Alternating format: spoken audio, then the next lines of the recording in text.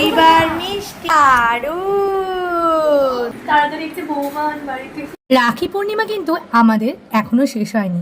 কালকে যখন আমার পুরনো বাড়ি থেকে ঘুরে এলাম দেখছি বোন রাখি নিয়ে হাজির।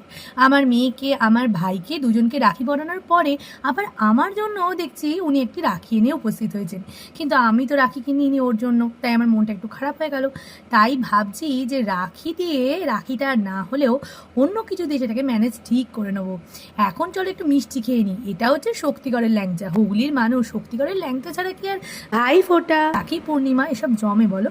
দেখো তো কি সুন্দর একটা রাখি কিনে এনেছে আমার জন্য, দুজন মিলে আমরা খুব খুশি হয়ে গেছি। চল চল একটু মিষ্টি খেয়ে নিই। মিষ্টি খাওয়া কমপ্লিট। এবার আমার বোনের সাথে একটুখানি আনন্দ করার পরে ভাইকে রাখি পরানোর পর, যদিও ভাইকে আগে রাখি পরিয়ে দিয়েছি তবু ও বললো আর একটা নাকি পরাতেই হবে। ব্যাস, এরপরে আমি ওকে একটু চকলেট দিয়ে একটু আদর টাদর করে বললাম যে পরের বারের জন্য তোলা থাকলো।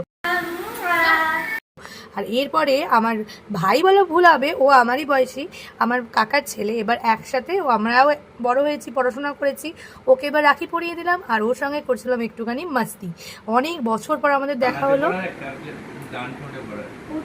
তো এইভাবে আমরা রাখি পূর্ণিমার দিন এনজয় করলাম। আর তোমরা কেমনভাবে কাটালে অবশ্যই জানিও। আজ গেলাম, দেখাবে অন্য কোনো ভিডিও। টাটা।